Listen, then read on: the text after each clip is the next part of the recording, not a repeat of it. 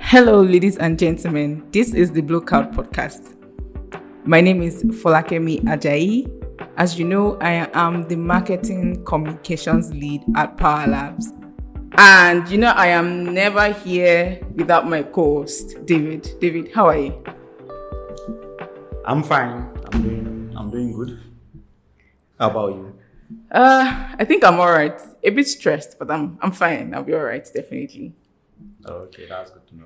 So, before we go into the gist of today, before we dive into it, since the last episode, the electricity tariff has gone up again. I mean, I just want to chip it in. That's a fun fact. Electricity tariff has gone up. And it was predicted in the last episode. Exactly, I was going to say that. And David mentioned in the last episode. If you are yet to listen to that episode, you should listen to it. So the electricity tariff has gone up to 209 naira per kilowatt hour now. So it's just very funny how in 3 months, I think, the price has changed 3 times. So also the grid, the national grid, has collapsed for the 4th time this year. So why I'm mentioning that is because we are going to be talking about the invisible grid today. And that is, we will be telling you how electricity travels from power plants to your sockets. So you being able to use it for your daily activities. David, first of all, I want to ask you, what do you think is the most fascinating thing about the grid? Okay, before I even talk about what I think the most fascinating thing about the grid is, the title, the invisible grid, is that the reason we don't see lights? Oh my God. Because it is invisible. It's invisible, so we don't see it. It's not visible. We don't see the light. I hope that's not the reason. No. But anyway, what I find most fascinating, it's not something I've thought about before. It's an interesting question. I've not really spent time thinking about what is the most fascinating because, end to end, even generating the electricity is interesting. There are a lot of interesting things if you want to dig down into it. Same thing with the transmission. I think the transmission is the most interesting part because it's very difficult. Okay. Think about the human body. You have this vein, you have the capillaries, the heart is pumping blood. And apart from pumping blood, before even the heart is helping to pump the blood, but you have the energy that you have, the blood is what transmits should I say ATP? Which is ATP is adenosine triphosphates. I think that's that's what we actually use, the sugar we use to should I say the chemical compound that we use, the energy chemical compound. Okay. That takes it to our cells that they use. That's basically the fuel. I've forgotten my basic biochemistry. Sorry, I forgive you. Don't hold me up. But basically that's the idea. There's something that we use, that our cell use, right, to work, right. So, and the blood is now the medium that takes that and oxygen to a different part of the body. The interesting thing is the grid is similar where you generate power from a particular location, but other parts, other places, the power is needed. Places are thousands of miles or thousands of kilometers away from that source. So we needed to figure out a way to transmit power. Humans before then, we knew how to transmit, should I say, physical objects. Okay. So, but we now figured out how to transmit should I say, electromagnetic radiation. Oh, okay. Right. Okay. We started doing things like telegraph. Oh, right. Which is similar. And I remember the last time we were talking about the fact that electromagnetism. So you have electricity, electrical fields, and magnetic fields. They're different parts of the same phenomenon. Yeah. So we figured out how to do these things. So we learned in the early 20th century, we increase our knowledge on how to transmit what we generate from location A and take it to location B. But the grid, in a way, there is not just the energy doesn't, or the power, let me use the power now. The power doesn't just go from A to B in a straight line, right? It doesn't, unless maybe in your house. If it's in your house, you just turn on your generator, take your house as a grid. Yeah. You turn on your generator, the power comes from the generator, goes to your DB or your circuit breaker. There's one place you call something gen or changeover. You call it changeover, you switch gen, NEPA. I don't know if that is just something we call it in Nigeria. Yeah, changeover. It's a breaker. It's a circuit breaker, but yeah, we call it changeover. You're changing the source, right? Okay. So you have that, right? Then from there, it goes to your DB, goes to the parts you want it to go to, right? The reason we're able to do that, while there's nothing in between, there's no transformation in between, is because the distance is not much. Right. So why do we need a grid? It's because when we generate electricity and we need to transmit across long distance, there's what we call losses. You lose a lot of that power because that power goes over a physical conductor. Okay. Like conducting electricity, which is cables.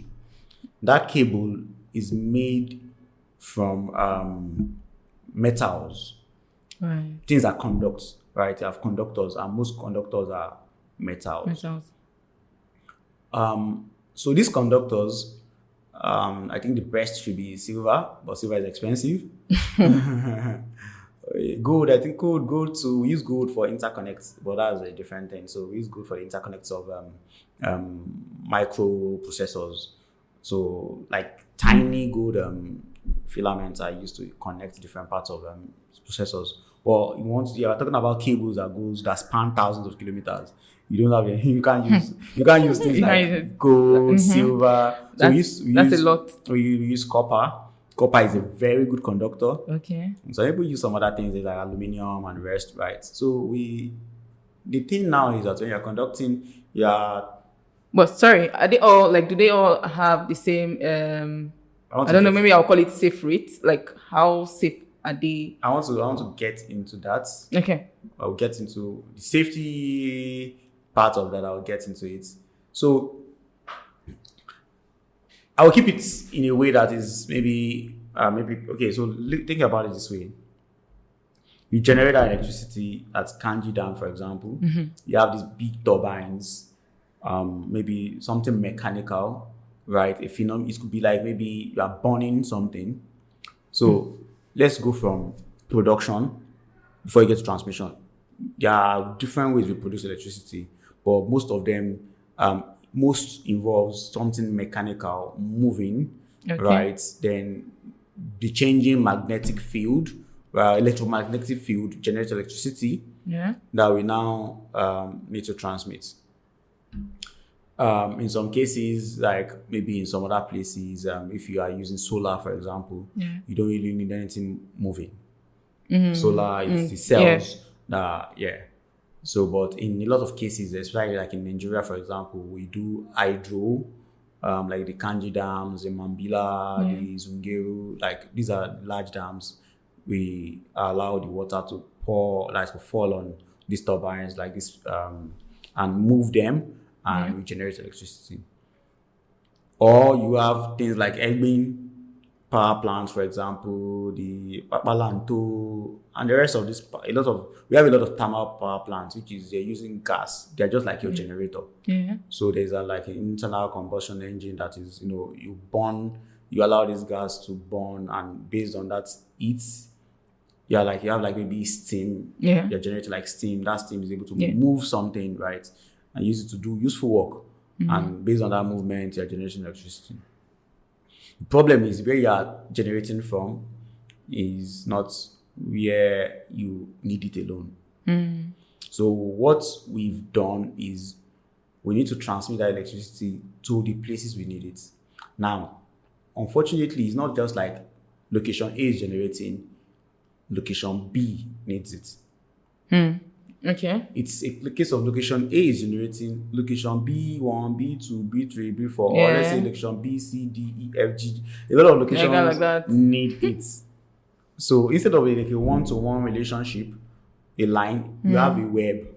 Yeah. You understand? So different places A are lot. connected. So what we've done, is we have different hierarchies. So when we generate, there are big transmission lines. You have there's like they call them high voltage, right? Then you have medium voltage. So this might not be intuitive, but you now have low voltage. The one that comes to our house is so when we say 220 volts to power engineers are like that one is nothing. These are people dealing with maybe 330 kV, right? The voltage at the limit is very, very high. We discovered that it is easier for us. Because we are transmitting this electricity over these metallic conductors, it made more sense for us to increase the voltage, right? Yeah. It makes sense to increase the voltage because what happens is heat is the enemy. Yeah. Yeah. If the losses are more. If you have how do I put it now? Imagine you are cooking. Yeah. Right, and your pot, or after you cook finish, you now place the food in a flask. If that stuff is not padded very well, it's not well insulated, and use a material like let me just give you an example. You put it in an aluminum plate. Yeah. The food will get colder fast. Yeah. The reason it will get colder fast is that it has lost all the heat. Yes. It is dissipated. Yeah. So the same thing happens with electricity. So when you have the electrons passing through that conductor, it generates it. You understand? And the more the heat losses, the less electricity you get at the end. So if the losses are so great, it doesn't make sense. Safety wise, even financially, it does not make sense. So if the losses are too much, I can check the amount of losses you get when you generate from the plants to maybe some of the big transformers. Yeah. So what we do is we use transformers. We generate this electricity at a particular voltage. Then we now use what we call step-up transformers. Okay. We step them up to a particular voltage. Okay. So most people are familiar with step-down transformers. The ones that we see on our streets. Yeah. They're taking it from maybe 11 kV. They bring it down to like the 220 you use in your apartment. We want to do the opposite. You have something at a particular voltage. You want to ramp it up to an higher voltage. And you wonder where you've seen that before. There's one we call it step down. It is transformer. Or this thing we buy, called step down. Like I don't know, maybe in the past when relatives send things from America. Yeah. Because America use 110 volts. If you plug in some of those equipment, it will just blow because we are using 220. So but in modern electronics, we've figured out to take either 110 or 220. But before, you need to pick a lane. It's either you're in 110 or you're in 220. So when people send all those things, there used to be this thing that you have on trans, they call it change step down. So but it's step down, step up. So you can, if you clamp it to one side to bring it down, so you plug your 110 stuff to it, you get to 20. So transformers are something that we know what those things are, but we are more familiar with stepping down. But in the case of the grid, at the beginning, you step up to a particular very high voltages, very, very high voltages. And the reason you do that is that the higher the voltage, when there's like voltage drop along that line, it's just mathematics. Yeah. You have power equals VI, right? Okay. If power equals VI, and the you want to limit the current passing through the conductor Yeah. as much as possible. So you allow the voltage to go very high, lower currents. What happens now is that the losses are smaller, Smaller, yeah. right? So it gets to these big MV transformers. Those are like some of the things that Nigeria has been trying to procure. We've been hearing things like, oh, the TCN is procuring. They even announced when they buy one or two of these big transformers, it's news. It's an achievement. Like, oh, we just got some transformers from Siemens, So we buy these big transformers. Then those transformers now bring it down to another level where the maybe the distribution companies can now procure. They can now get to the point where they can now tap into those lines and say, okay, this is the level we are collecting it at. What happens is you have this. So all those power line.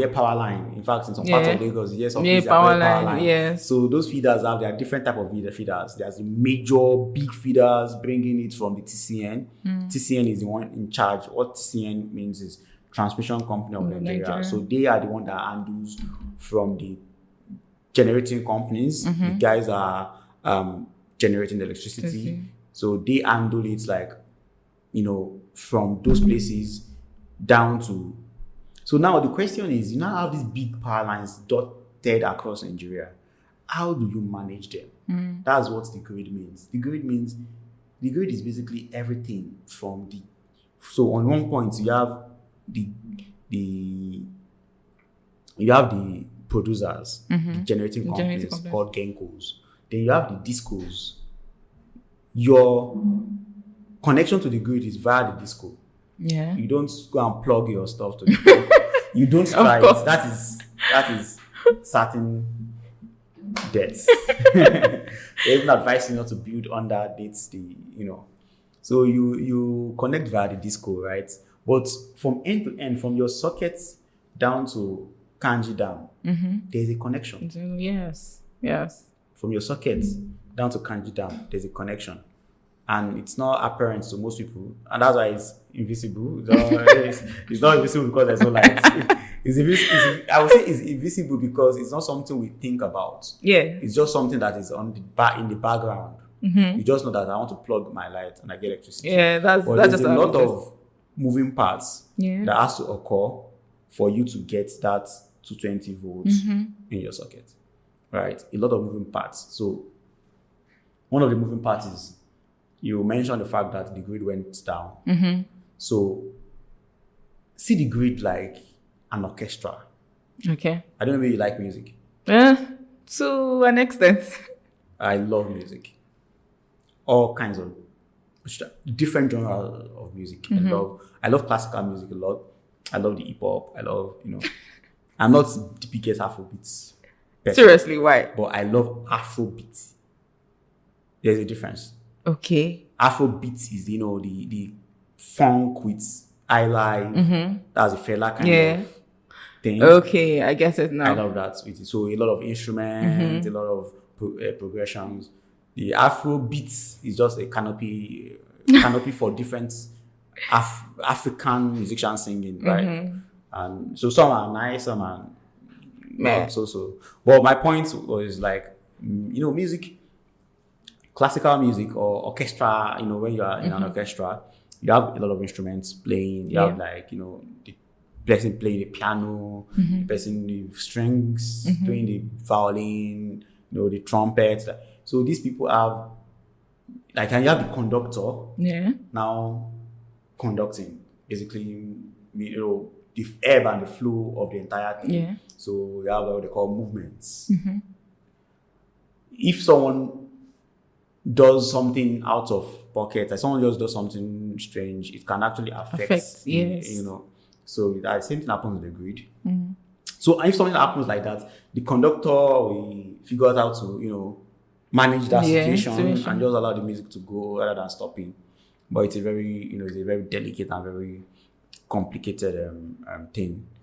So the grid is similar in a way where you have this transmission lines, stations all over dotted across the country. You have the generating stations. So if any of those things just there's like an incident, and what does an incident mean? It could be maybe there's fire in a major transmission station, right? There's fire incident and it cuts supply off, loses balance. It's just like a vehicle that is moving in high speed and one tire just remove. All of a sudden it's trying to balance. But imagine you have a trailer, those trailer that carry 33,000 liters of petrol. Those long trailers. Those long ones. If even some of the tires are like double. They have enough tires. Maybe 18. I don't know. But if you just only one, maybe not the front tire, but maybe in the load itself, not the major, not the head of the vehicle, but most of those tires are double. If only one removes, it will not really fit. Yes. Enough has to remove before it will change stability of the vehicle. So you will say, in the term, you will say like, oh, that is a more redundance, or they built redundancy into that system, so it made it more robust. Yeah, true. But if you have a bicycle, two tires, and one tire just swings out, it's over. It's over. So a similar idea is when you have if your grid is not very robust, it's not built to, redundancy is not well built into it. So let's say you don't have enough transmission stations and your one just goes out. And when it goes out like that, right, it's going to affect if you just stop low, so you have supply and you have demand, right? So if something happens in either stage, in either end of the equation rapidly, you need to be able to build a sort of redundancy into it. So let's say all of a sudden you need more than what you're generating. So maybe people start turning on, I don't know, think about your generator at home. Your generator is rated at a particular power rating, and maybe your generator is just 2 kVA, right? All of a sudden you now have like a big AC and you turn it on. You keep the generator, you just die. That's that happens sometimes. That happens sometimes to our national grid, but we don't know that what is happening. So there's an amount that we are telling you that you can take. This amount, this code, we are telling you that you can take. That's very funny, because I was even going to ask, like, how do power plants manage demand fluctuation? So it's not power plant that manage it. It's the grid that manages it. And by the grid, I mean the power plant are supplying to all this transmission, but something is controlling this transmission station, telling you this is the amount this guy we can take from you now. Okay. So you might have multiple turbines in your power plant, and you're saying only give us this amount. Okay. Don't you understand? We can say turn off some, or we can even tell you it's like you still have some extra. Please ramp up. We can take this amount from you. Okay. So there's communication is an intrinsic part of the grid. Yes. There has to be communication from the controller to the disco to the generating. So basically, the transmission transmission is a very vital part. You are communicating in real time. So they have what they call the supervisory control and data acquisition SCADA system. Okay. There's a way that, I don't like the way we use words when we try to make it so special. Okay. Make it as if it's one special thing, and that's another way of where people use that lacuna or that gap in knowledge to make things other than they are, complicated more than they are, and also maybe steal money. So the way they say, Nigeria is because you just need a SCADA system. Like, SCADA does not mean you have a SCADA system is going to magically solve all your problem. SCADA is not SCADA is not because you're buying something from this particular OEM or big company. They call one thing, maybe a PLC or a DCS system that you're using to monitor. No, SCADA is the the paradigm of you being able to do control and being able to acquire data. You're seeing what's happening in the field in real time. So something has happened here, because this thing has happened in the very soon, maybe this power plant goes off, but the demand is still high. Is either we need to do load shedding, right? Or we have spinning reserves. So it's like a juggling ball. You know, let me put it this way. Imagine a line chef. You are cooking, you know, like someone will come, we need this amount of things. Okay, let's do this. Yeah, doing it so fast in real time information. So it's not that I have to put everything down. So they're asking, you're like, okay, let's quickly do this. Tell someone, go and get more onions from the market, more onions. So it is in real time. So the demand and supply is happening in real time. So that's if you have generated power, kept somewhere, then now transmit. It's in real time. Wow. So if anything happens on both sides, so both sides affect the grid. The generating, the demand. So if something happens on both, and the demand is mostly from the disco, so if all of a sudden the disco just goes off, like maybe something happens to their transmission station, or happens to their own side of the transmission pipeline. I mean pipeline. Sorry, I use pipeline a lot because I'm doing a lot of data pipelines.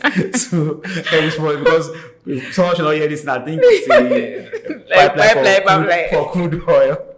But I mean, if you look at the data, if you look at the parts, the electricity parts, so on that end, because they are on their own substations, maybe more. So if something happens on that demand side, that means you are generating too much. You have to so the work of, if you look at Nigeria right now, we have the TCN. I think they have like a control station in Oshobo. Right. So I remember there's this urban meet, or it's not like it used to be true that Oshobo used to have electricity a lot before. Yeah, actually.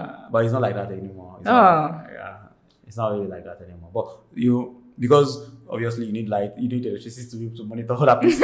But the point is, being able to control means being able to know what is happening across end to end. When I say end to end, I mean at least to the substations of the discos down to the power plants. So this power plant, this is what they can provide now. And you're sending control signals, or whatever it is that you're sending to them to say, okay, this is what we can take from you, right? And at the same time, you are telling the discos, for in Nigeria cases are very interesting. They're telling the discos that this is what we can supply you, right? So this is the amount we can supply you. So the invisible grid, I will use the invisible grid to mean the work that happens in managing that process. You don't really see it. You don't really see it, but there's something so I hope we get to a point where it is an autonomous system. You don't really there will be human in the loop, but it should be something that the grid is responding to that in itself. Because the human body, if you look at the human body, when someone has an infection or something, the body has mechanism to okay, it's going to create maybe, it's going to try to fight that stuff. Right? So the body is self-regulatory. Right. So I think the grid too can get to a point where it's regulating itself, right? And this is something that is going to be way more important in the coming years when you now start thinking about a lot of you're having a lot of renewable resources.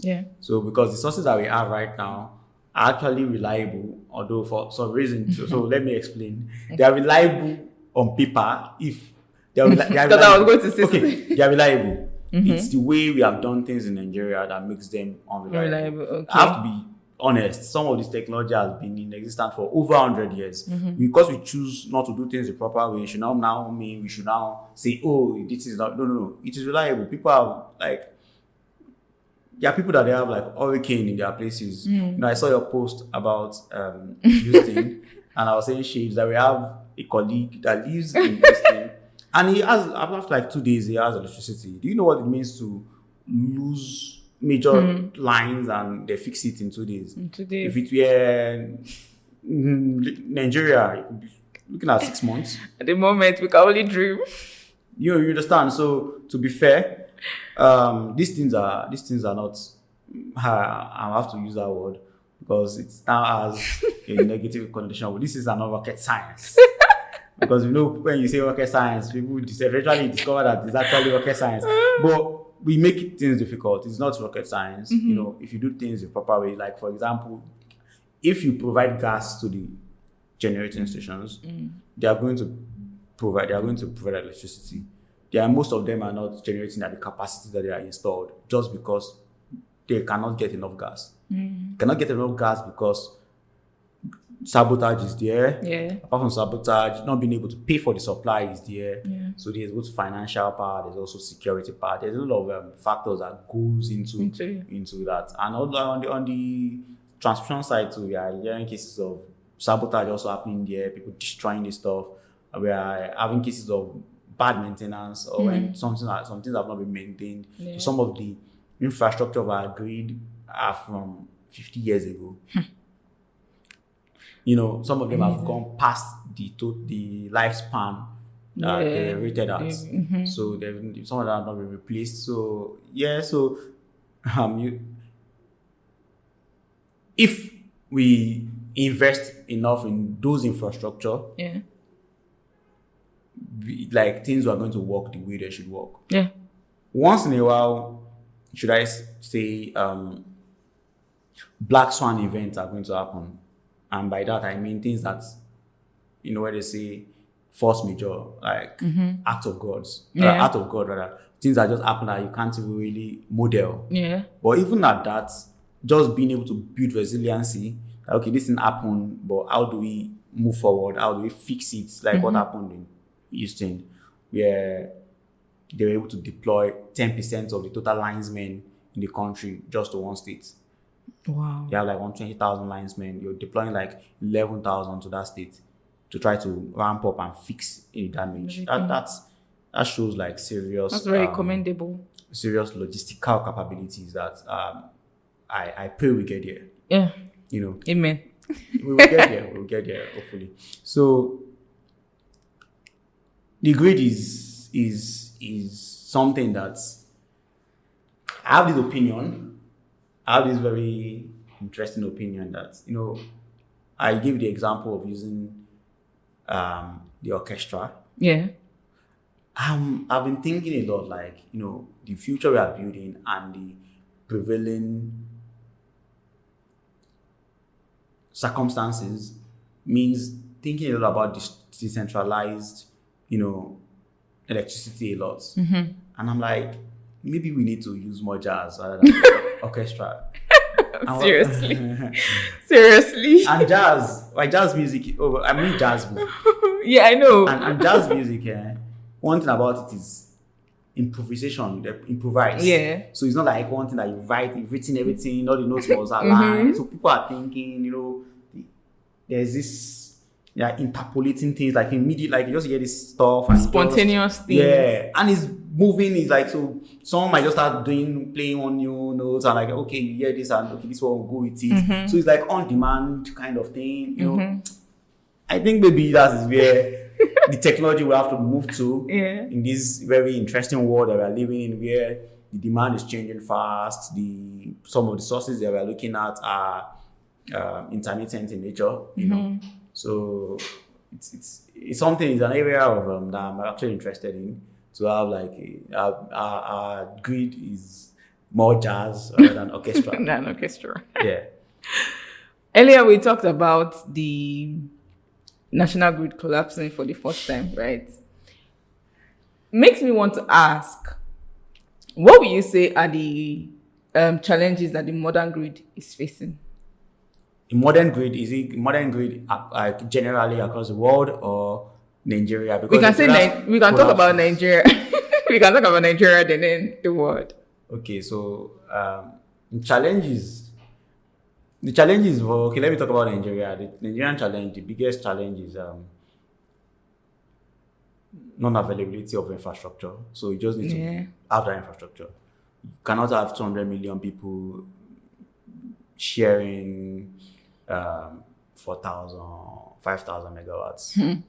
You know, you can't have that. That does not show that we are serious people. Yeah. We're not serious people who are doing that. You have data centers that are using a quarter of that, in the US.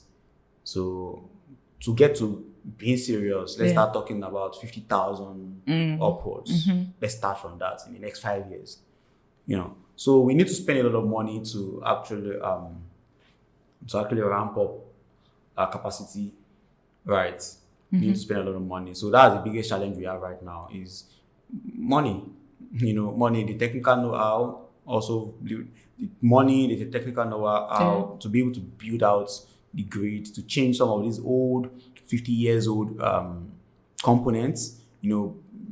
That's that. Me, I believe that's the biggest challenge. We can say different things, but I think at the end of the day, it's a case of being able to finance a modern grid. For Nigeria, that's the biggest challenge. And there are other social challenges, that maybe sabotage. But those things, I feel the biggest thing is first build it. Then the next thing is, if you have a state that has the state capacity to secure the work of the government, is like the biggest reason why we have government is for you to secure life and properties. If you can't secure life and properties, why should I allow you to govern me? I don't want to get into politics, but it's not about politics. It's just the fact that that's the work of government. You secure lives and you secure properties. And this is now even property not just for an individual. This is property that for the entire society.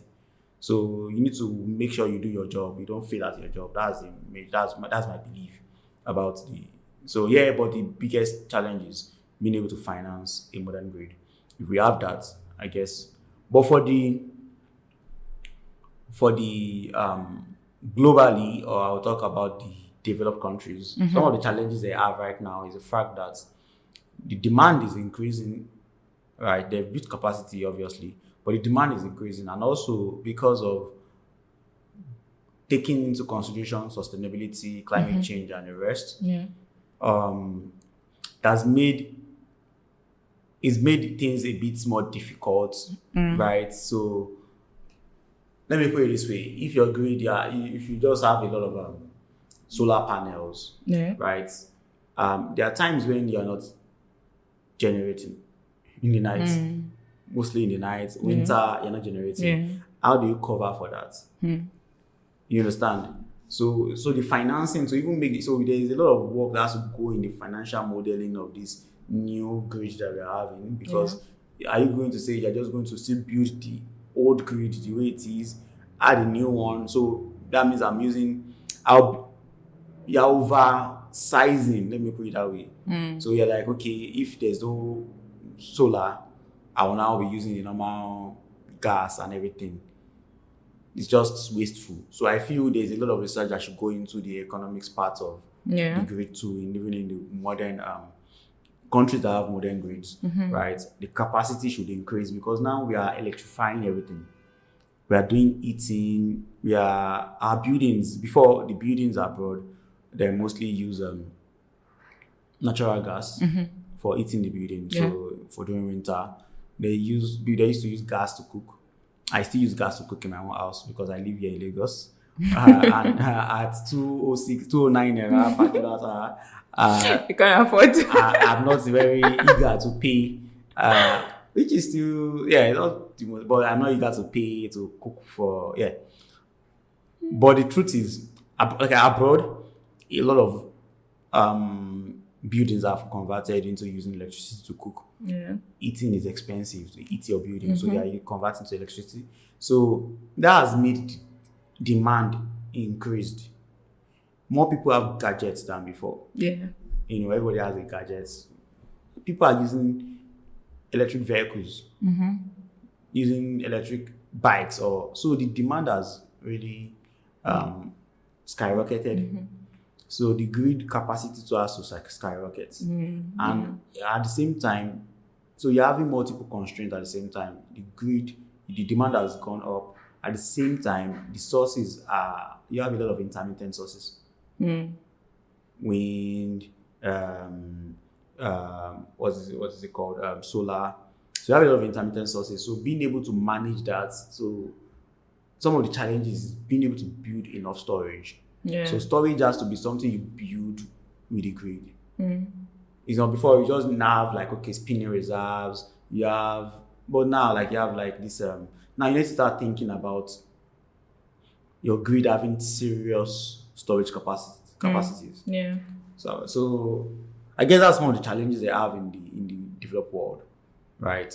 The demand has now multiplied, and also the sources are not like gas; they're not like maybe nuclear. Yeah. Another reason is I don't know the politics. I don't know. I'll have to mention that politics in the Western world, politics has impeded.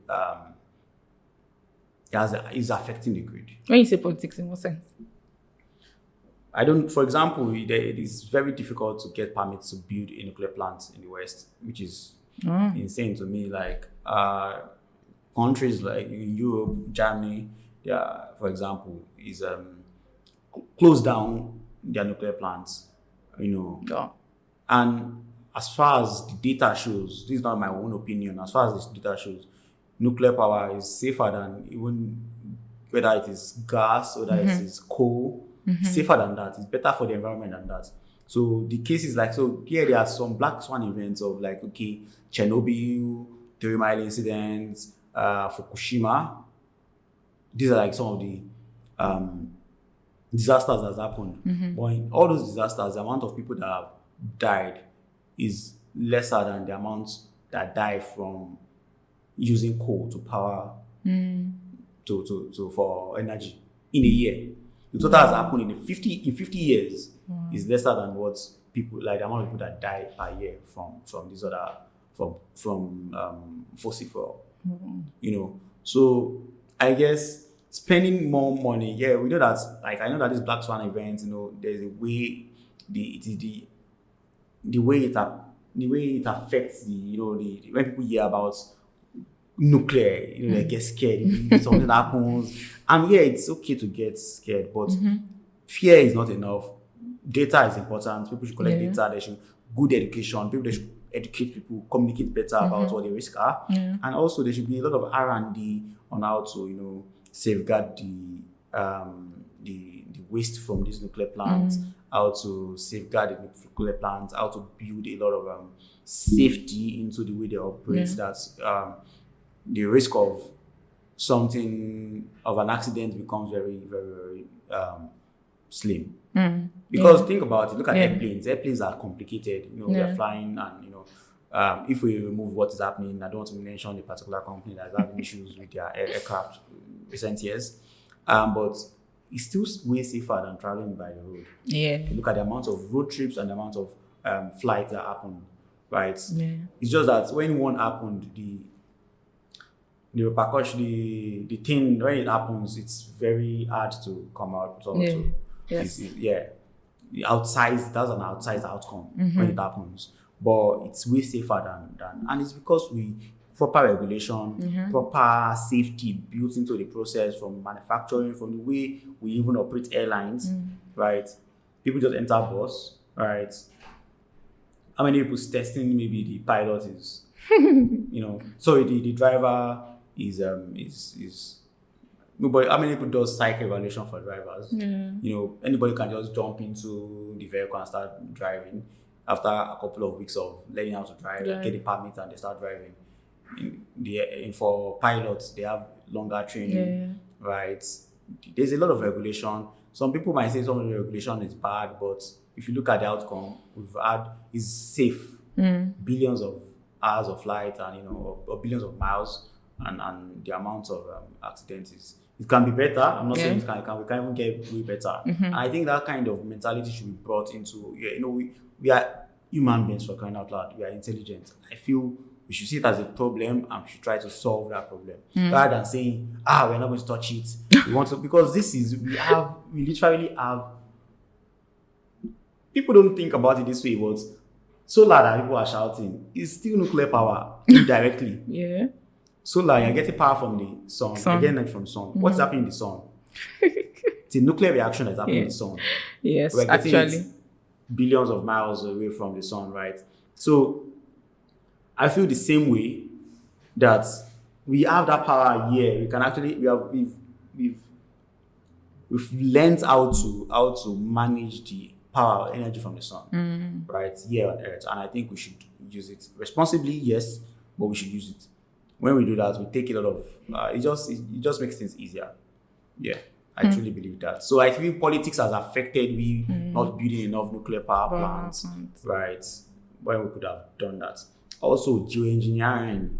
So with the climate change thing, like, humans have been doing geoengineering for thousands of years. So I think it's even it's actually like a historical to say, don't let us do this thing, we don't know what's to happen. We've been messing with the environment for thousands of years. Yes. Some of the forests that we see that we think they're actually man-made. Some of the things that forests that we say, pristine forest. Humans actually allowed, thousands of years ago, humans allowed the forest to develop that way. So we've been stewards of this earth for thousands of years, and we should continue being stewards. So we should try things. We should try it responsibly, but we should try things. There are a lot of things we can do with geoengineering to even reverse some of the damage that has been done with with global warming and the rest. I believe, like, with serious research in geoengineering and deploying some of these things, I believe we can rectify a lot of damage in 30 years. I sincerely believe that. I'm not saying that there are no risks with doing these things, but if we do it in a very scientific way, we experiment, we do it small scale before we deploy across the globe, I think we can do it. So I don't like this mindset of like, we are just doomed, we can't just, so we need to now suffer ourselves. Because I'm saying this, I'm getting passionate about this thing because we in the global south, which I don't like that term, but we in the global south, we are the ones that bear the brunt of these things. So they come out these policies about oil, about fossil fuel. We know that these things are like damage is causing, but the damage that we are experiencing, not generating enough electricity, not having enough energy, is worse.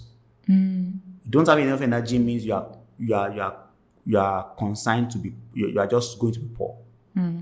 No energy, then you are embracing poverty. So energy abundance is something I'm very, very, so when people talk about energy conservation, I like energy conservation, but I look at it from the lens of energy abundance, sustainably, right? So I think I believe the grid, they have to solve political problems.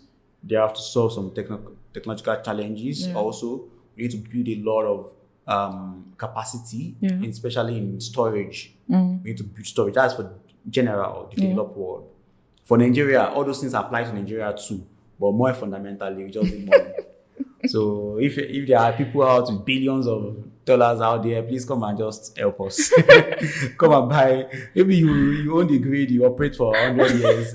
Like, maybe they should try things out, get some big, entities. So maybe they own the grid for 100 years. People will get political and say, this is another colonization and the rest, but you have to get that thing out. You need to get it. You need to get the infrastructure from somewhere. Unless you say you are going to build it yourself, we can't just miraculously develop capacity to build these things in a very short amount of time. It took China decades to get there, and now they are there.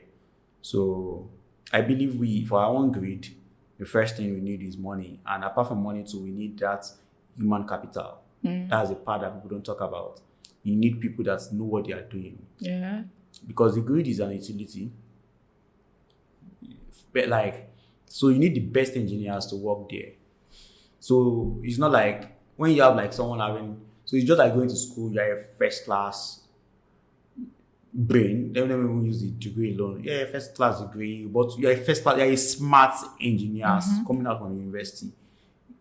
You should have the mindset that you can. So some like you want to work for the degree, like for the transmission company, should be like a good career goal. Yeah. But the thing is, the way we allocate human capital has not been the best way for humanity. Yes. Sometimes it favors the individuals, but it does not favor the society. So we complain a lot, and I don't want to sound like an hypocrite but we complain a lot. But you see the way you come out from school, you start. I'm going to make more money, maybe working for another company. I'll go to the other company. I'm going to make more money being a software engineer, making e-commerce sites. I'm going to.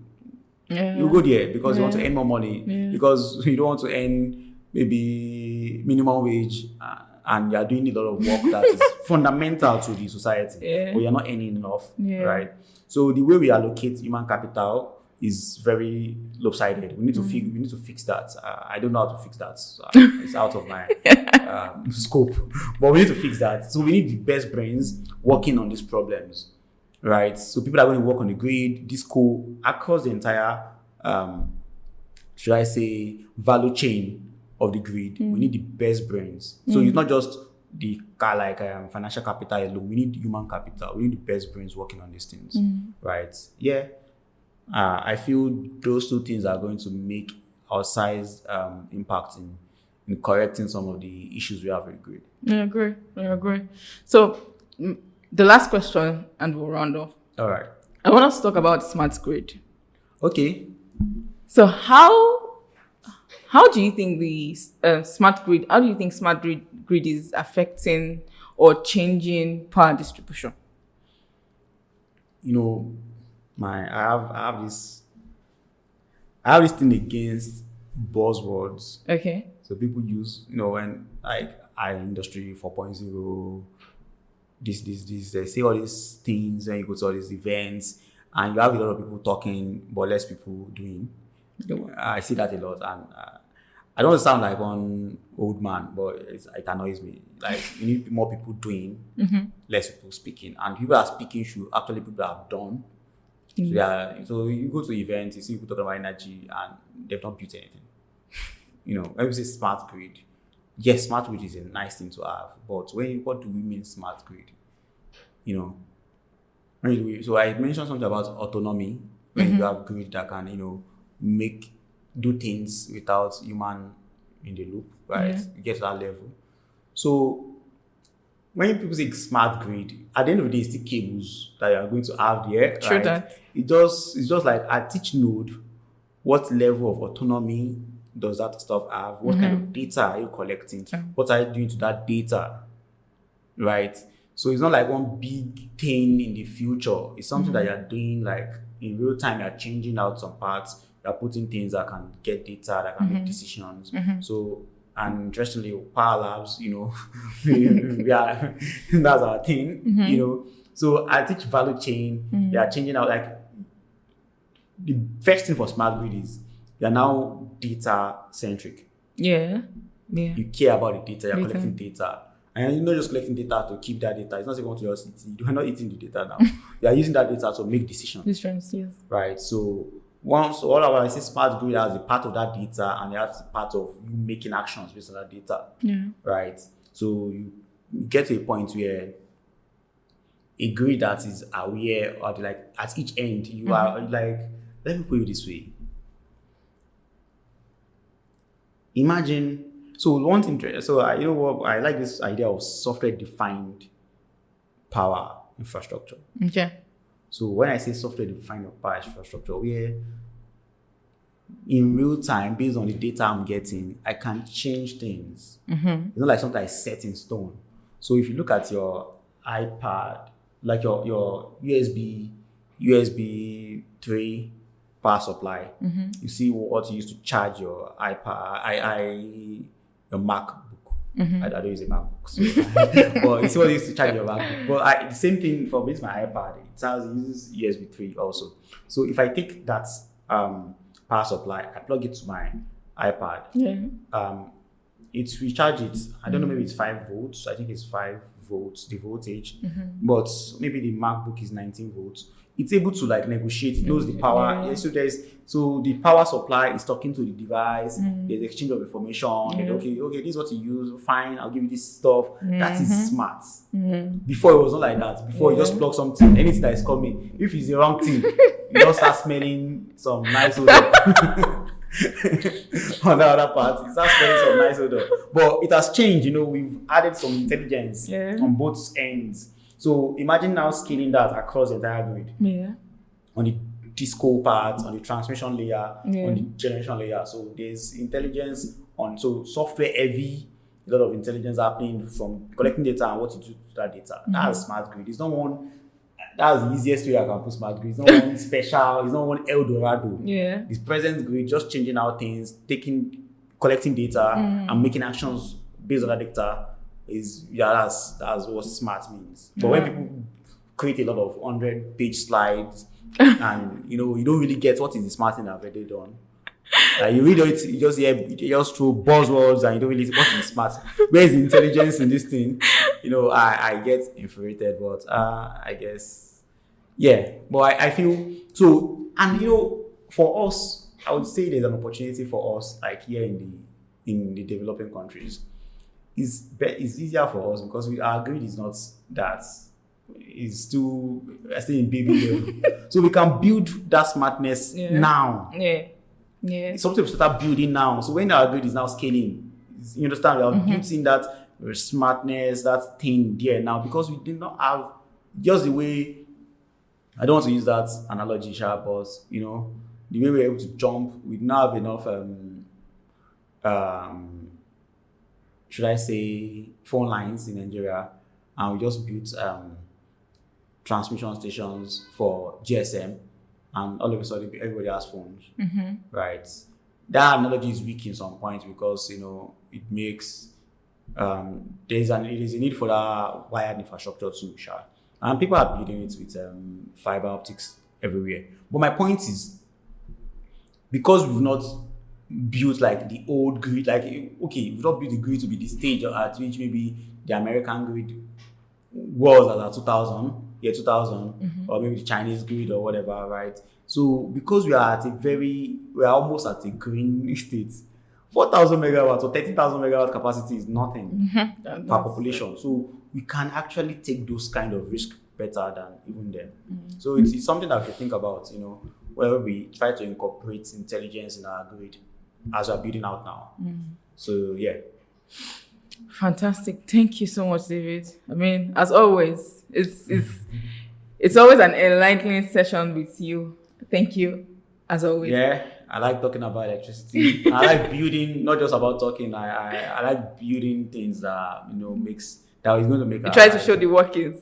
Life easier, especially regarding electricity, and hopefully, the invisible grid will become something that will be invisible because we are not thinking about it, just when it's there. Yeah. Not that we don't have lights. The light will be visible, but the entire process we know what it is. Yeah.